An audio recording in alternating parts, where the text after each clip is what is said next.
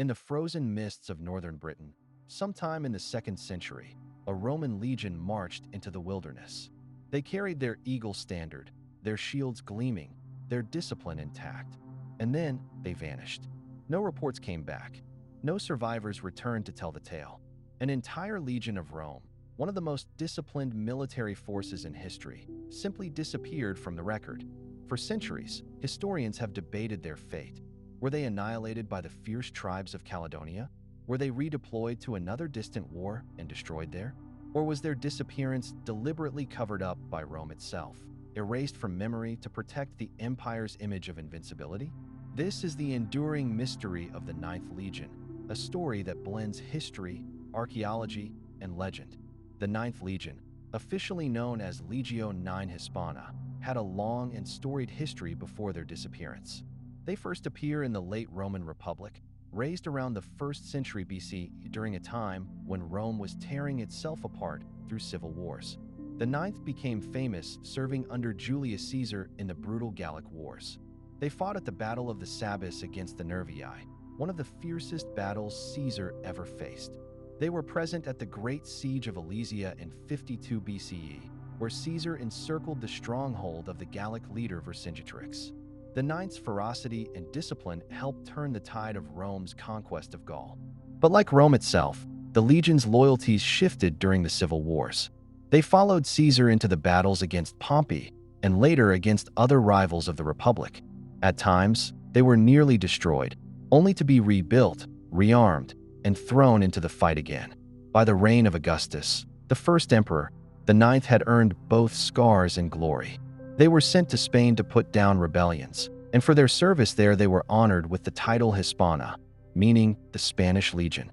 This marked them as veterans of one of the hardest and bloodiest theaters of Roman conquest.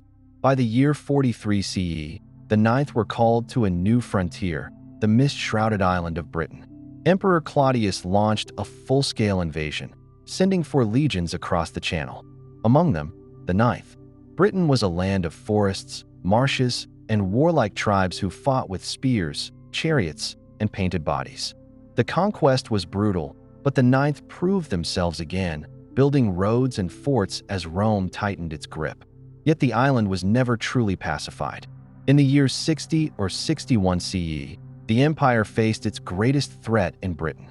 Queen Boudica of the Iceni tribe, humiliated and enraged by Roman cruelty, united the tribes in rebellion.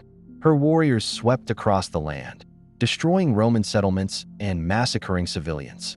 Londinium, the city that would become London, was burned to the ground, tens of thousands slaughtered.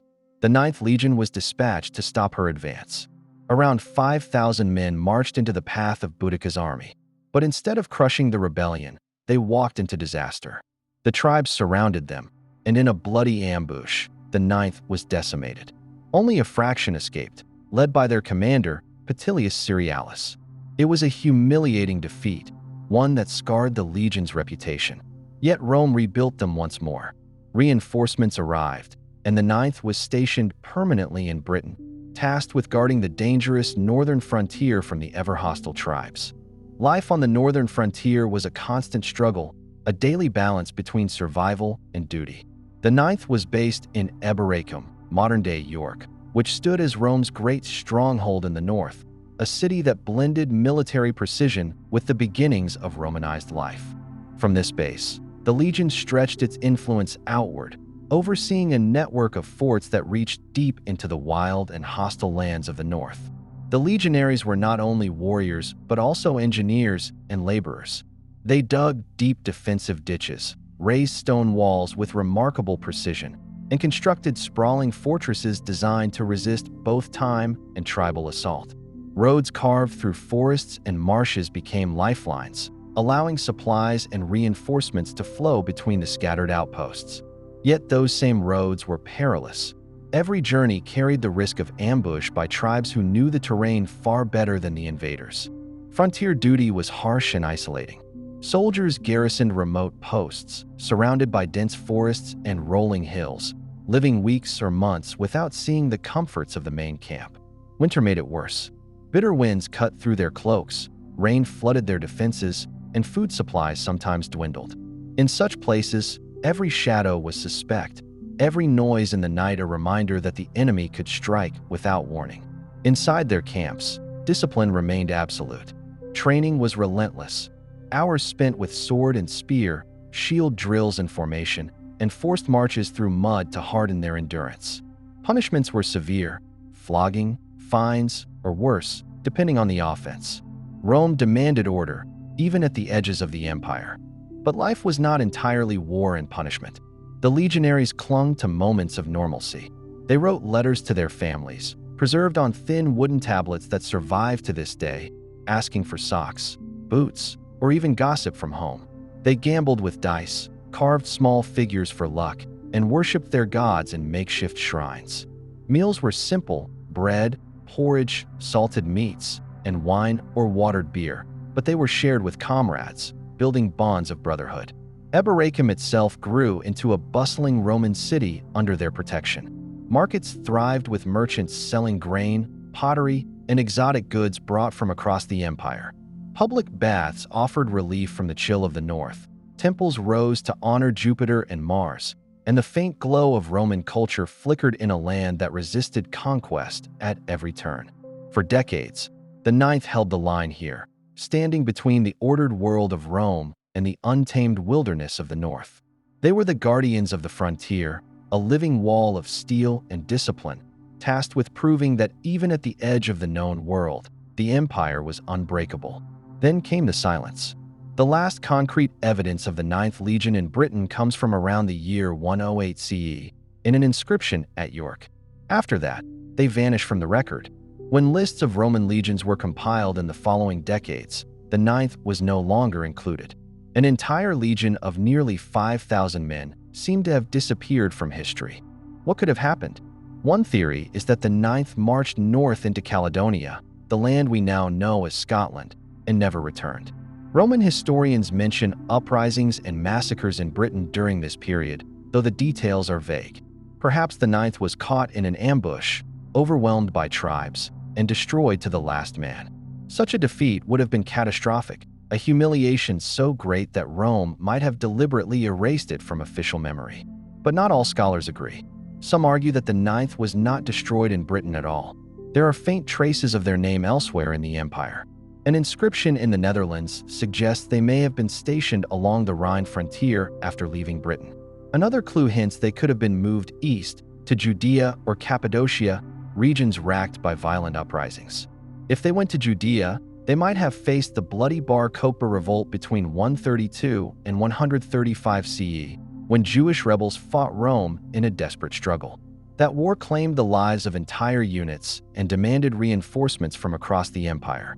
Could the Ninth have met their end there, their destruction hidden by the distance from Rome's heartland? Others suggest the Ninth was sent to the eastern frontier, where Rome clashed with the Parthian Empire. The desert campaigns were brutal, and many legions were decimated in those distant wars. Perhaps the Ninth was swallowed up in the sands of the east, their banners lost to time. And yet, the silence in Britain remains suspicious. The absence of clear transfer records suggests something unusual happened. Was the legion wiped out in Scotland, their eagle captured, their memory stricken from the rolls? Or were they reassigned quietly, their fate sealed in another theater of war, leaving us only fragments to piece together? Though the Ninth vanished, their memory lingers. Archaeologists in York have uncovered inscriptions, altars, and artifacts tied to their presence. Modern excavations continue to search for signs of their final stand, whether in Scotland's Highlands or beyond. Writers and filmmakers have embraced the mystery. Novels like The Eagle of the Ninth and films such as The Eagle dramatize their disappearance, imagining doomed marches into the mists of Caledonia. The mystery has become larger than history itself, a legend that symbolizes the limits of Roman power. In York, the Ninth's legacy is still remembered. Museums display their inscriptions, and the city embraces its Roman roots. They remind us that the empire which once stretched from Britain to the Middle East was not invincible. Even Rome's mightiest legions could be broken, even erased. The fate of the Ninth Legion remains one of history's most tantalizing mysteries. Were they destroyed in the forests of Scotland, cut down by warriors who refused to bow to Rome? Were they sent abroad, their blood spilled in Judea or the East, far from the land they once called home? Or was their disappearance a deliberate act of silence, a cover-up that protected the empire's pride? 2,000 years later, we may never know the truth. But the story of the Ninth Legion reminds us that empires rise and fall, armies march and vanish, and history does not always record the answers we seek. Sometimes, what survives is not certainty, but mystery, and it is in those mysteries that the past still speaks. Thank you for joining us on this journey through time and mystery. History, science, space, and the stories of our world remind us how much there is still to discover. If you enjoyed this video, make sure to like, share, and subscribe, and join us as we uncover more of the untold, the unexplained, and the unforgettable. Until next time, keep seeking, keep questioning, and keep exploring.